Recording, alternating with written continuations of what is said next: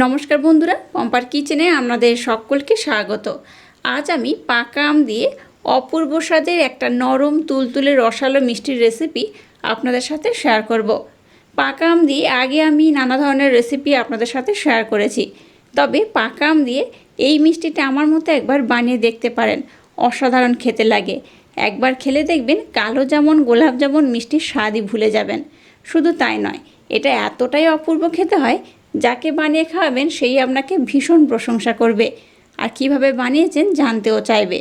তাহলে চলুন দেরি না করে আজকের এই নরম তুলতুলে রসালো পাকা আমের মিষ্টির রেসিপিটা দেখে নেওয়া যাক।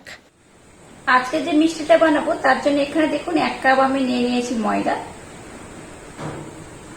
হাফ কাপ নিয়েছি গমের আটা, এর মধ্যে দিয়ে দেবো 2 চামচ মিল্ক পাউডার, এখানে দিয়ে দেবো খাবার সোডা একদম সামান্য পরিমাণে, 1 চিমটার মতো দিলেই হবে। 1 চামচ দিয়ে দেবো ঘি। এখানে চেষ্টা করবেন ঘিটা ব্যবহার করার, আর একান্ত হাতের কাছে যদি ঘি না থাকে ঘির পরিবর্তে সাদা তেল ব্যবহার করলেও হবে, তবে চেষ্টা করবেন এই মিষ্টিটা বানানোর জন্য এখানে একটু ঘি ব্যবহার করার। এবার সমস্ত শুকনো উপকরণ খুব সুন্দর করে মেখে নেব আর ঘিটা দিয়ে খুব ভালোভাবে ময়াম করে নেব। সমস্ত শুকনো উপকরণ দেখুন খুব ভালোভাবে মেখে নিয়েছি। এবার দেখুন এখানে আমি পাকা আমের পাল্প খুব ভালোভাবে ফুটিয়ে নিয়েছি। 2টো পাকা আমের পাল্প আমি জাল দিয়ে ফুটিয়ে নিয়েছি, তো সেখান থেকে অল্প একটু ব্যবহার করব। আমি বেশ কিছু রেসিপি আপনাদের সাথে শেয়ার করব, তার জন্য আমি একটু বেশি করে পাকা আমের পাল্প এইভাবে ফুটিয়ে জাল দিয়ে নিয়েছি।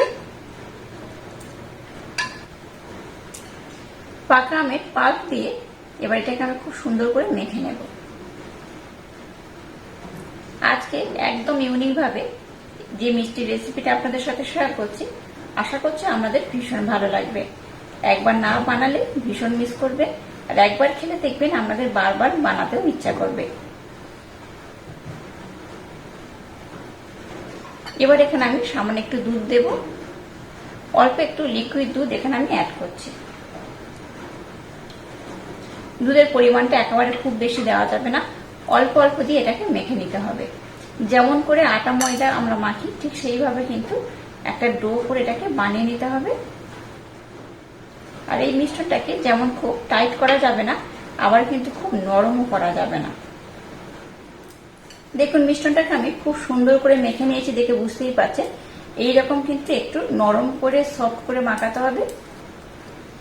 এটাকে আমি খুব সুন্দর করে মেখে নিয়েছি। এবার এই মিশ্রণটাকে আমি 10 মিনিটের জন্য রেস্টে রেখে দেব। ততক্ষণে আর একটা কাজ আমার কমপ্লিট করতে হবে, সেটাকে করে নেব।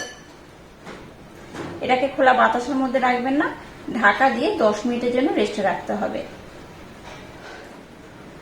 এবার দেখুন গ্যাসটা জেলে দিয়ে এরকম একটা আমি সসপ্যান বসিয়ে দিয়েছি, এর মধ্যে দিয়ে দেবো 1 কাপ চিনি। 1 কাপ চিনির জন্য 1.5 কাপ এখানে আমি জল ব্যবহার করব।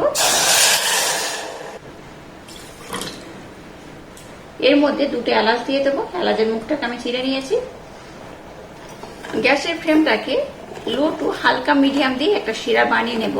আচ্ছা, আমি বলে দিচ্ছি শিরাটা কেমন বানাবে। এই চিনিটা জলের সাথে মেল্ট হয়ে গেলে যেমন হয় ঠিক সেই রকম। এটাকে একতার করার বা ঘন করার বা দুতার করার একদমই দরকার নেই। চিনিটা জলের সাথে মেল্ট হয়ে যাওয়ার পর আরো 1 থেকে 2 মিনিট সময় দিয়ে একটু ফুটিয়ে নেবেন। এটাকে কিন্তু ঘন করা যাবে না, ওইভাবে একটা শিরা এখানে বানিয়ে নিতে হবে। শিরা যদি খুব ঘন হয়ে যায় তাতে করে কিন্তু মিষ্টিগুলো শিরাটাকে অ্যাবজর্ব করতে পারে না, আর খুব পাতলা হলে আবার হবে না। তাই যতটা পরিমাণে চিনি ব্যবহার করবেন ঠিক সেই পরিমাণে জল কিংবা আর একটু বেশি জল দিতে হবে। আবার খুব বেশি জল দেবেন না, তাতে করেও হবে না। এই মাপগুলো ঠিকঠাক খেয়াল রাখলে মিষ্টি কিন্তু একদম পারফেক্ট হবে। যাই হোক, এবার আমি শিরাটাকে বানিয়ে নেব। দেখুন মিশ্রণটাকে আমি 10 মিনিটের জন্য রেস্টে রেখে দিয়েছিলাম আর শিরাটাকেও বানিয়ে নিয়েছি। আবার এটাকে আমি একটু ভালোভাবে মেখে নেব। এবার দেখুন এখানে আমি কিচেন স্লাবটাকে ব্যবহার করব। এবার এটাকে আমি বেলে নেব।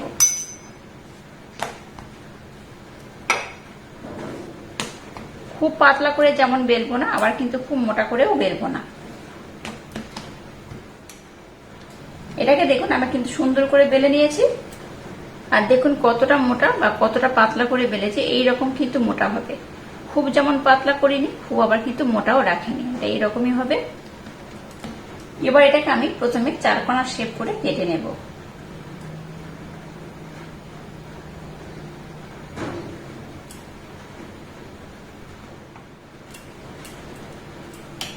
এটাকে দেখুন 4 কোণা শেপ করে কেটে নিয়েছি।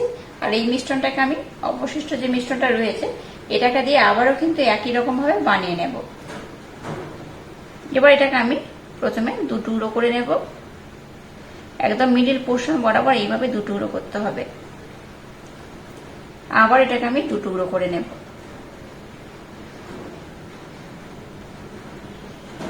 এবার আমি এইভাবে কোণ করে কাটবো।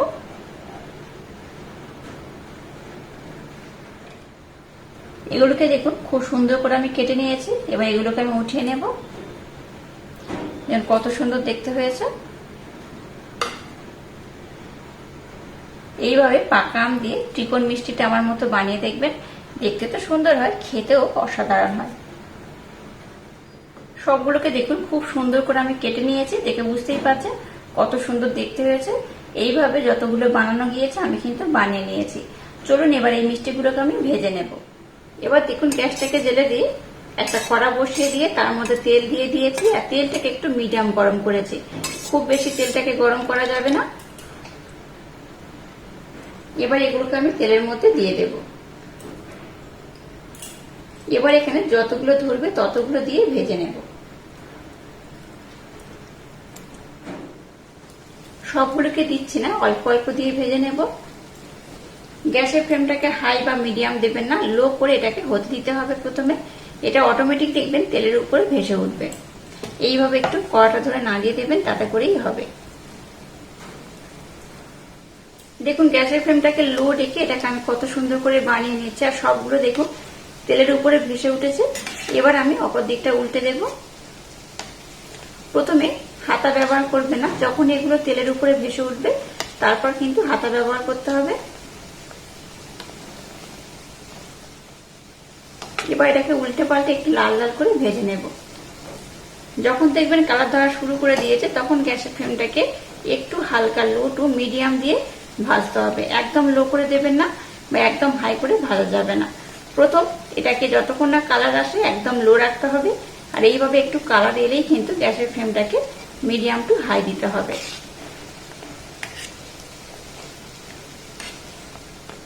এবার আমি গ্যাসের ফ্লেমটাকে একটু মিডিয়াম দিয়েছি, দিয়ে এটাকে একটু লাল লাল করে ভেজে নেব। এই মিষ্টিগুলোকে আমরা চাইলে একটু বেশি লাল করতে পারেন, আবার একটু কম লাল করেও ভাজতে পারেন। আমি যেমন খুব বেশি লাল করব না, আবার কিন্তু এরকম ইয়ালোও থাকবে না। এটাকে আমি আর একটু লাল করে নেব। এইভাবে একবার মিষ্টিটা বানিয়ে দেখবেন, পাকা আমের সিজনে এই মিষ্টি একবার বানিয়ে খেলে দেখবেন অন্য মিষ্টি কিনে খাওয়ার আর ইচ্ছাই হবে না, এটা এতটাই অপূর্ব খেতে হয়। যাই হোক দেখুন মিষ্টিগুলোকে আমি খুব সুন্দর কালার করে ভেজে নিয়েছি। এই দেখুন এটাকে আমি খুব বেশি কিন্তু লাল করব না, এটা এইরকমই থাকবে। এবার আমি মিষ্টিগুলোকে উঠিয়ে নেব।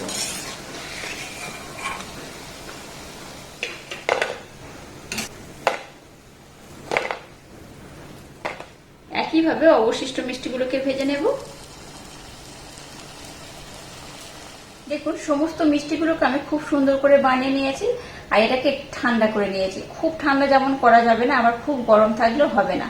এখন হাত দিয়ে ধরতে পারছি, প্লাস কিন্তু একটা গরম অনুভূতি হচ্ছে। এইভাবে এটাকে কিন্তু ঠান্ডা করতে হবে। খুব গরম করলে যেমন হবে না, আবার খুব ঠান্ডা থাকলেও হবে না। যাই এটাকে আমি একটু হালকা ঠান্ডা করে নিয়েছি। এবার দেখুন শিরাটাকে আমি একটু গরম করে নিয়েছি, কারণ শিরাটা ঠান্ডা হয়ে গেছিল, তাই এটাকে আমি একটু গরম করে নিলাম। এবার যে মিষ্টিগুলোকে হালকা একটু ঠান্ডা করেছি সেগুলো এখানে আমি দিয়ে দেব।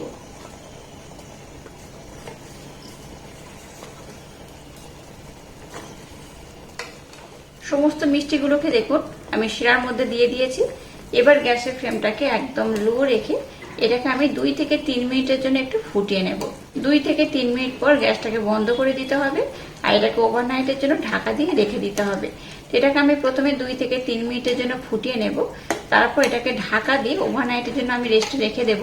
আমি যেহেতু এটা সন্ধ্যাবেলা বানাচ্ছি, তাই এটাকে কিন্তু আমি ওভারনাইটের জন্য রেখে দেব। আর মর্নিং এ দেখাবো মিষ্টিগুলো কত সুন্দর হয়েছে।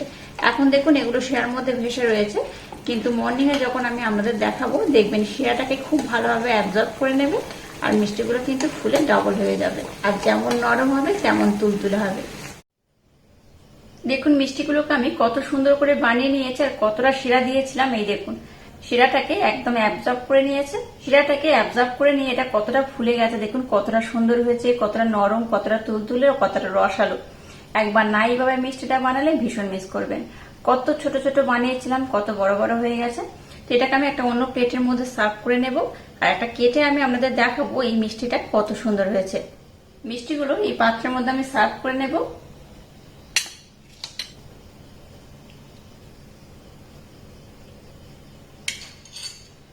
মিষ্টিগুলোকে দেখুন কত সুন্দর করে একটা প্লেটের মধ্যে আমি সার্ভ করে নিয়েছি। এবার একটা মিষ্টি আমি আপনাদের কেটে দেখাবো।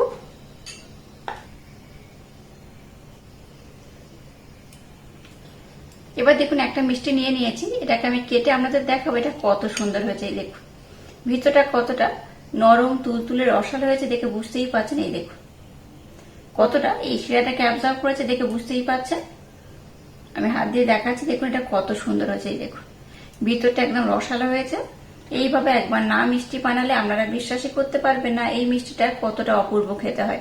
দেখুন কতটা নরম, কতটা তুলতুলে হয়েছে, মুখের মধ্যে দিলেই দেখবেন মিলিয়ে যাবে। আর আজকের এই অপূর্ব স্বাদে পাকা আমের মিষ্টির রেসিপিটা যদি আপনাদের ভালো লাগে তাহলে চ্যানেলটাকে লাইক, শেয়ার, কমেন্ট এবং সাবস্ক্রাইব করবেন আর পাশে থাকা বেল আইকনটা প্রেস করে দেবেন। তাহলে টাটা, আবার দেখা হচ্ছে নতুন কোনো রেসিপি নিয়ে।